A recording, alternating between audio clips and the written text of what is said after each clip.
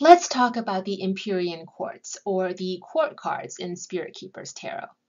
The key zeros of the deck unlock different potentials in the cards. The major arcana is the primordial realm, meaning stories of how the universe, spirit, and material is created and how it will be destroyed, and its rebirth or reincarnation are told through the major arcana. This is our physical world, our everyday life. The touchdown point is the Four of Scepters or Wands, fire, captioned the Demiurge. This is the physical plane, your body, your actions, interactions, everything you can perceive through your five physical senses. Before completed materialization of solids takes form, there's the upper realm of the minor arcana. That's aces to threes. These keys indicate conception, deliberation, fertilization of ideas, thought forms, just the servitors enlisted to produce the great work. The process, formulas, and cosmology of creation and destruction is taught to us in the majors.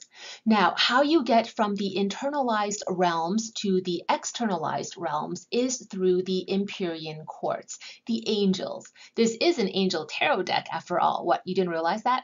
And these would be our court cards. The tarot kings and queens are intersex, each one both male and female. Although, sure, you may perceive them to be more dominant in one over the other when it comes to secondary gender traits based on whether they're active or passive principles. The tarot knights, or shining ones, mobilize, convert potential energy to kinetic. The tarot pages, or strongholds, inform, inspire, and deliver messages direct from the divine worlds to you. And so that's the premise of the tarot quartz in Spirit Keeper's Tarot. You've got the Holy Guardians of Fire, one of the four worlds that make up the Holy One, or Suit of Wands, and the Holy Guardians of Water, or Suit of Cups, the Holy Guardians of Air, the Suit of Swords, and the Holy Guardians of Earth, the Suit of Pentacles, or Discs. Also, if the pip cards, that's aces through tens, of each of the four suits mark the four elements, then the Empyrean quartz in this deck mark the fifth, the element of spirit. And again, I want to make clear these are theoretical rules I've pretty much invented for my tarot deck. So it's not like I'm talking about unanimously agreed upon standards in tarot. This is an overview of my thought process as a creator and how I approached designing the court cards for Spirit Keeper's Tarot. More commonly, in the popular Rider-Waite-Smith system, court cards indicate actual people, or they indicate personalities and personas. This chart you see on screen is a summary of how Waite instructs on the courts of his deck per his book, Pictorial Key. You'll find this chart in your copy of the Book of Maps. In the Thoth Tarot, and you're also going to find this outlined in the Hermetic Tarot by Godfrey Dowson, the court cards are given slightly different attributions from the Rider-Waite. And so in conceptualizing the court cards, I was trying to reconcile the differing systems. So here's what I came up with. The kings, which in the Thoth deck are knights, correspond with the archangels in Spirit Keeper's Tarot. Archangels, arch, chief, highest in the hierarchy. Easy to remember, right? The standard tarot queens correspond with the shields. Queens in my deck always feature a shield. Again, easy to remember. They're the line of psychic spiritual defense, fierce protectors. The knights are the shining ones, which in the Vitruvian deck are all pictured as winged horses. In the black and white first edition, because knights are the most hyperactive version of their elements, you'll see septagons with the element pictured above each angelic being. The pages are the strongholds, easily identified by the centerpiece rook and also the sealed envelopes in the bottom right-hand corner. An important note, experiences and interpretations will vary. When there's a conflict between what I'm saying and what you're feeling, go with what you're feeling. I don't know your situation. I'm not there. I don't have context. So all I can offer here are deck creators' intentions. So in terms of deck creator intentions, the court cards in Spirit Keeper's Tarot are rarely going to indicate actual living human beings. If and when they do indicate people, they're probably of the dead variety, as in spirit contacts coming through. The Archangel of Glory, that's the King of Wands, is a divine teacher of the arts and appears to you when you need to be guided through forms of scholarship or artistic, literary, academic endeavors. This is also divine sight. The angel of art and grace comes to motivate you so you can in turn motivate others. The Archangel of Healing, King of Cups, reigns over the powers of healing and purification of mind, body, and soul. This is the archangel who perceives the sounds of the world. When the angel who salves and purifies reaches out to you, it's to heal you so you can in turn heal others. The archangel commander, King of Swords, appears to you when you need a divine ally for facing a significant battle or controversy in your life. The angel of storms comes to fight for you, so you in turn can fight and advocate on behalf of others. The Archangel of Mysteries, King of Pentacles, or Discs, is the angel presiding over this tarot deck. Another name for this angel is the Archangel of Revelations. This is the angel who illuminates your shadows so that you, in turn, can better see your own handiwork. All Archangel cards also feature their own magic squares as ritual call signs.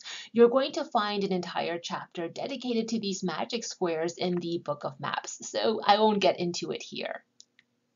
In my own experiences, from my own perspective, when the archangels frequently appear in your personal readings, there's probably heightened beneficent spirit activity around you. Just know that you are being watched, looked after, and cared for, that you matter and you're not alone, and you are being mentored from beyond in the hopes that you actualize your full potential. The queens in my tarot deck, titled the Shields, with color references based on the alchemical phases that the suit corresponds with, all wear armor and carry a shield to symbolize a spiritual defense system. In tarot, queens are often attributed with themes of nurture, and to that end, I took the concept of nurture in a very specific direction, the fierce protector.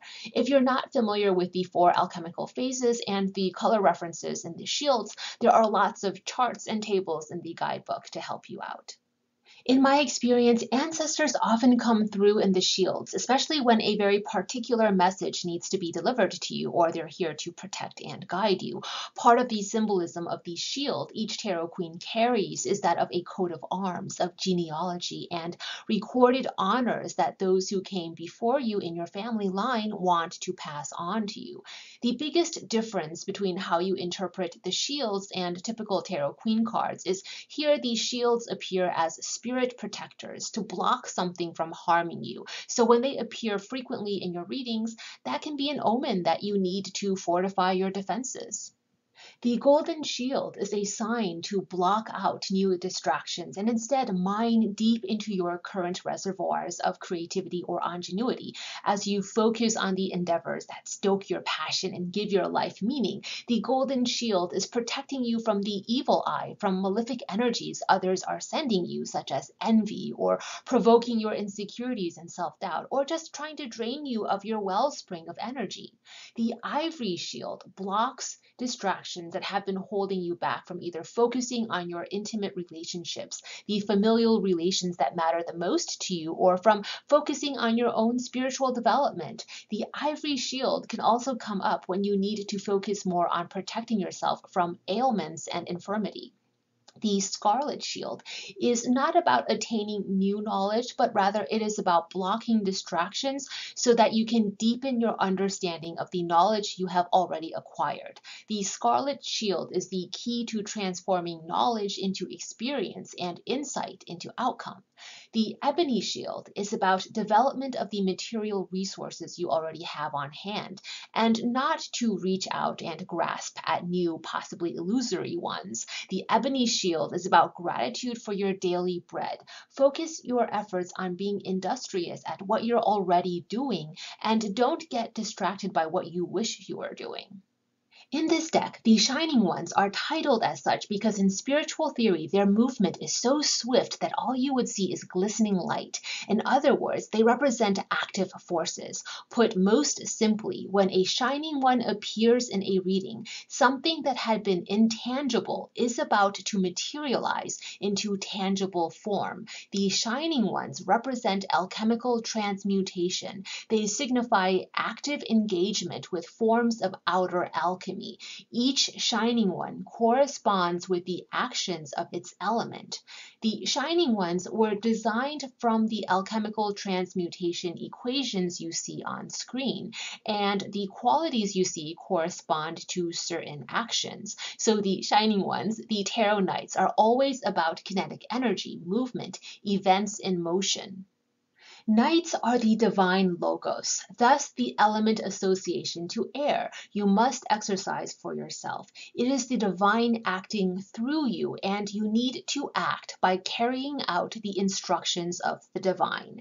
Carl Jung connected states of consciousness and spiritual transformation to alchemy, so I changed the Vitruvian edition Knights to better emphasize that point, hence the alchemical glyphs that are featured in the foreground of each card.